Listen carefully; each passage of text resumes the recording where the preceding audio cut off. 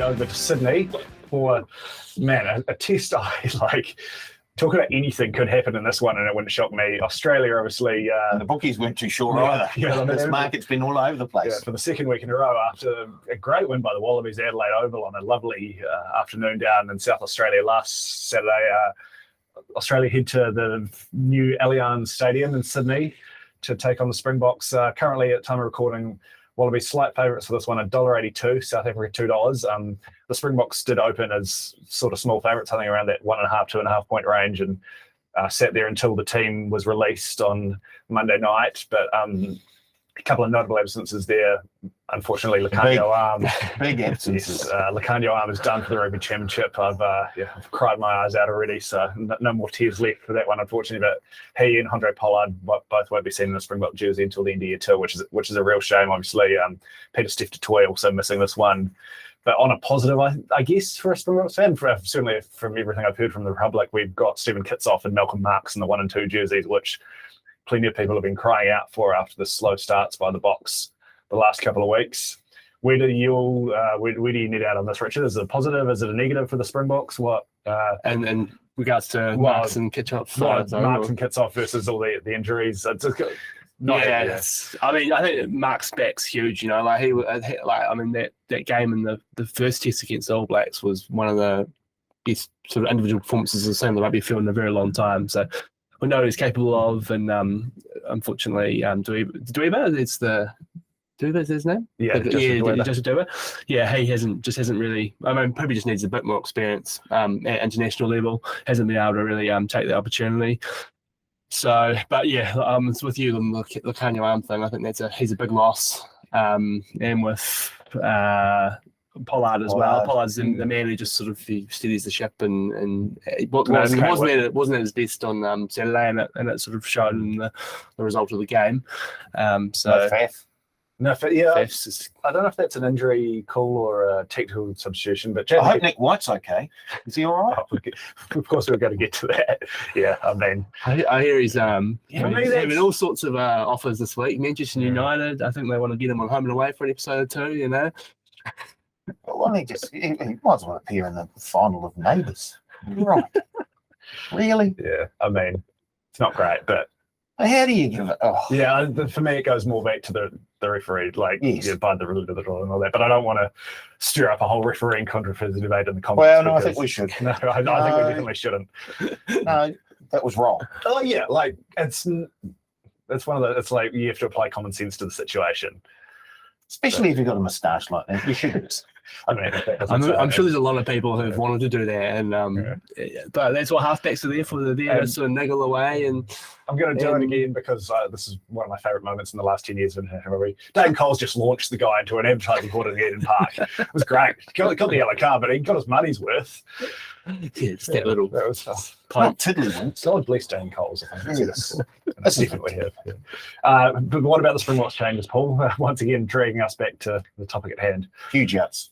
Yeah. They're huge outs. I mean, just look at what happened to the Springbok midfield defensively in the second half at Ellis Park, right? I'd have a look at the total in this game, and I'm very keen on the overs. Oh, I've got some totals down here. Oh, right. Yeah. They're huge outs for the Springboks. I guess one thing, they're going to be building a wee bit of depth for the World Cup next year. They're going to get an idea of who can stand up and who can't. But we pretty much know they're number 115 to put out on the park, or pretty close to it anyway. And a number of those guys won't be playing this weekend. Yeah, I'm excited to see how the sort of Willemse-Leroux combo at 10 and 15 goes, because, I mean, as great as Andre Pollard is, he's, like you said, more of that steady hand where Damien Willemse maybe can inject a bit more X factor and attacking flair into that back line. And then you've got Leroux out back as well, who's been such a key link man in a lot of what they've done late in games. So having those two on the park together early in the game plays into your overs there, Paul, for sure. I think could be and Hendricks, he's in the 9. Yeah. So he was pretty much in the 9 from the beginning of the first. Was it the first test where Faf ran into Caleb Clark's knee? Yeah. And he sort of performed very, very well. Oh yeah, he's a good player. Like, certainly not a bad second choice halfback to have. Yeah. I think he'll do a good job. Yeah. I mean, a lot of excitement as well about the division on the right wing, Kanan Moody, who's been doing great things for the Bulls. So, yeah, I think the Boks have got plenty of points in this back line. I mean, I did say a team had plenty of points in them. It was a matter if the opposition could keep up last week, and the opposition could, but they kept up in threes. What's going on with the Wallabies, fellas? They are, I guess they're like a bipolar girlfriend. Wow. Sometimes they're really, really happy, and other times they're really not. And we saw that in the last 2 test matches, where over in Argentina, they're throwing their toys out to a certain extent. It didn't look like they were very interested in the game. And then last week in South Australia, they looked like champions. Didn't take long for them, you know. They got on the board pretty much from the kickoff. Yeah, they just came out firing. Korobedi was fantastic. How good is he? The man who's like, I don't know what, just the way he covers space when he gets going and full flight. He did the same thing against England and the first test in Perth, shut down a try from a completely impossible position. Yeah. Oh, you look at the overhead of that and you just overwatch it live, and he literally just came from nowhere, didn't he? And you think of the players that the Australians don't have available at the moment. If they can play like that and then get their big boys back there, they're very, very dangerous. Oh, and they went with their own bomb squad as well. They had the 6-2 bench, and there's a couple of big names on the bench, and it paid off, I think. Late in the game? Yeah, they had Pariki and Tupou and Dusty Swain, a couple of loose forwards. Pete Salmon was in there, so he's a big fan, you know. So yeah, I do think it's hard. Seems like Dave Rennie, obviously, there's something when Nola Lolosea is not quite grasping game plan wise, but whenever he's forced to play him, he does great. Like you think back to the first test in Perth, obviously he tailed off a little bit in that England series, but he had another great performance there. Taking that little inside ball from. I really rate Lolosea. I almost think they just need to give him a run. And I had that as a point there. Like he's definitely got a future in that 10 jersey, and with the injuries they've got, I mean, you could do a lot worse. And as you see, he's proved that he can do it, you know, like he's had a couple of good performances and he was brilliant for the Brumbies this year, you know. So I thought the first half of that game could have been very similar to the All Blacks Argentina game. The problem was that Pollard didn't have his kicking boots on, and Baffelli did. That scoreline would have been a lot closer at halftime if Pollard had been semi-accurate. Yeah, and the yellow card was obviously a big turning point there. The Springboks and Australian, like deep in Australian territory and everything like that. But looking ahead though, like really, the Springboks did have probably the better try scoring opportunities overall if you look at the game as a whole, and that's why I think you've sort of said Pollard had the kicking boots on. It could have been a lot closer as well. With the odds now getting out to where they are, I mean, obviously, you know, don't have to tell me how big an Lacanio Am is, but I think I have to take the $2. I can't. You can't? No, I can't do it. I'm struggling in the match result. Yeah, for this game, I really am. I could see 1 to 12 either way. I could see 13 plus either way. You know, like 20 plus it should have been 13 plus Wallabies. Thank God for a couple of late South African tries. Got my mum's Australia 1 to 12 underbet home. So she was fun. Yeah. Oh, she was going to take them head to head, and I said no, go for the value, and it came in. So she was very happy. 2 tries in this was it last 5 minutes? One was after that. Yeah. And about the time it took me to get Sky Go going at the Wallabies Arena. So. Oh, wow. But, you know, I just think, you know, all things being even, like we've said, the Wallabies not exactly the most consistent outfit either. So, and the Rugby Championship is just, no, not saying that, Paul. Oh. The Rugby Championship is just drunk.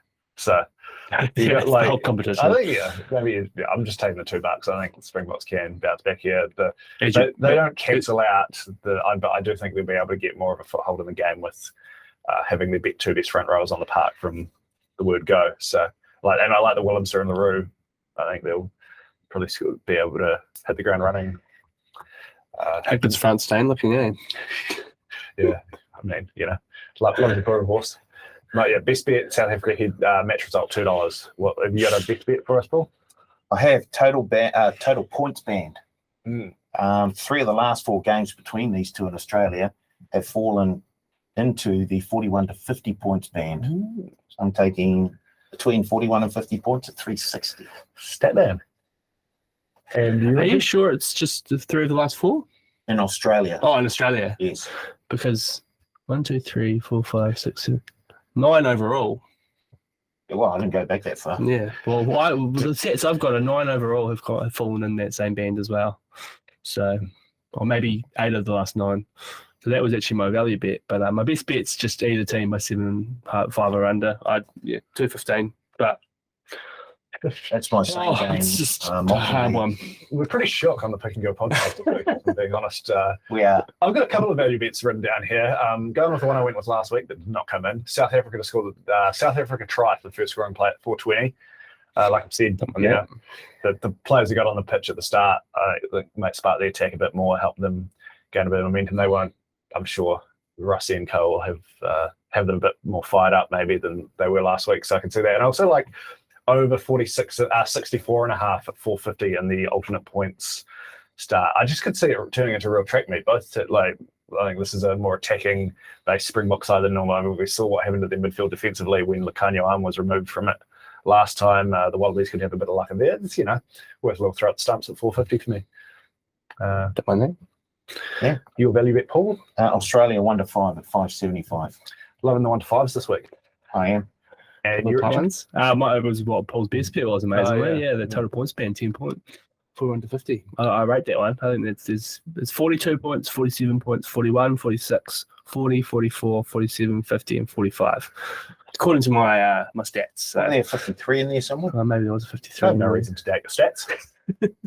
Do you want to kick us off for second go at the pick and go same game multi? Same option. Under 55 and a half points. I hopefully now you think it's going to go two over, but I think but with that total points band there, under 55 and a half. And you, Paul? Either team 7 and under 215. I'm going to stick in a similar vein as well. The number 2 for South Africa, Malcolm Marks, anytime try scorer. Nice. You could also put the Australian one in there for a bit of a. Yeah. As far as I don't have playing or Makazole, my pimpy, down as a second option as well. Yeah. Should one of you have stolen Malcolm off me, but I do need to throw him in there. Who was the Aussie flanker who scored a couple of tries? Fraser McRae. Great ball runner. Yeah. Yes, yeah. He's obviously not runs the lines hard, eh? Yeah. So before we move on to everyone's favourite rugby competition in the Southern Hemisphere at least, the Bunnings NPC, I do want to touch on the outright winner market for the Rugby Championship. All Blacks still pretty warm favourites despite the event in Christchurch. $1.70 you can now get for New Zealand to lift the Rugby Championship trophy in a few weeks' time, Paul. Australia and South Africa $4 and $4.75 respectively, and the Pumas lurking out at $10. Any of you guys tempted by one of the bigger prices in this market after the last weekend? Wow, yeah. I mean, I think when we first talked about it, and they were paying $1.20 after they won one game, I thought it's far too low, and $1.70 is a bit better. And the way the competition's playing out from here, I mean, I do think they'll win well this week. But with the way Australia's playing, who knows what's going to happen there? I think there's the Eden Park factor, so we'll probably win that game. But going over there. It's been a year of I wouldn't mind a little bit of Australia at $4. I mean, Argentina at $10. They're leading the comp at the moment. But they do need and it's been a trend this year. a year at first. Yes. Yeah, Yeah. it's true. Eden Park. Come on, you're there first. Oh, if we lose the Blues, Don't talk about that. can't lose the Blues. I'd have a little bit of Australia at $4, to be honest. I think Argentina's tempting, but it's still. We'll see how that plays out this week. But you see, they could go to South Africa after this. Now, obviously, this weekend is his play up first, but they could go to South Africa. We don't know what sort of team South Africans are going to put out on the park for either of those two Well, it does tests. sound like they might give a few guys similar to what they did in the second test against Wales when they go to Argentina in round 5. Might be the game they got circled to give a few of the younger guys a run or experiment a bit. Although now they're dealing with so many injury problems, that could change. But I think Argentina will be Argentina will be up for that one. fairly good shout of turning over the box at home. They'll be I on let a them go high. at that $10. You have to have a little stab, wouldn't you? Yeah, Hold on. You have to have already had a little stab, wouldn't you? the 26ers last week. 26, yeah. I'm just looking at the World Cup market as well. France at $3.50, the favourites here. All Blacks out to $4 now. What did they saw- open at? Wasn't too much less than that, was it? Yeah, no, they're around the $3 mark, close to Yeah. close Oh, to 3. really? I think it wasn't long ago. New Zealand and France were $3 and $3.25. So don't know quite the movement that's happened there. But are we at all worried about the box overall as a whole now? After worried about them winning. No, just we've sort of given them the benefit out for quite a while now. After they won a World Cup, very impressive, won a Lion series, but it's not like they've had the best year as a whole aside from the Test in Bomela. They scratched through against Wales, lost to the All Blacks, which is quite an achievement. Let's not forget they lost 2 years for the last World Cup. They lost 57-0 to the All Blacks. But then they changed the coaching staff. Yeah, but I'm just more like, me and Nub is going okay. Yeah, I like France just clear favourites. If they weren't France, they'd be $2, wouldn't they? It'd be very close to even money, yes. Yeah, but it's the House of France. But yeah, we've seen South Africa do this. So they don't mind. Yeah, well, they've got. They're almost the polar opposite of the All Blacks at the moment. They've got the bigger plan. We'll make changes here and there. Well, 11 years. Have a rest. You guys go on. No, same 15. And winning that last World Cup has given that coaching setup the freedom to have at least one eye on 2023. Yes. You get a certain amount of get out of jail free cards when you're the world champs. Absolutely. Yeah, I still think at the price at the $6, they're probably the best bet on the board. Yep, agree. So, I was just had to ask the question because I know there's a few little concerns. Well, not concerns, but Well, Scott Robertson, can you coaching any international side? Maybe not quite. Maybe he can replace Jason Ryan as forward coach for Fiji and get Fiji coming from 101 to 21. I might already be on Fiji just as a little speculator after the eligibility changes. Would have been No, well, plenty of water to go under bridge before the World Cup, but it is shaping to be a great one. The wide open nature of world rugby at the moment. So that was another thing we were saying on Saturday, Paul. That it is good to not just have sort of 2 or 3 teams. No, this is what there are at least half a dozen, possibly another couple as well. Yeah, I mean, sort of you look at that top down even to Scotland. You'd say on their day, any of those teams could beat any other team. Yeah. In terms of Scotland, though, can they win 3 big Test matches? But they could cause an upset. They beat the right team. There's matchups and all that sort of thing. Yeah.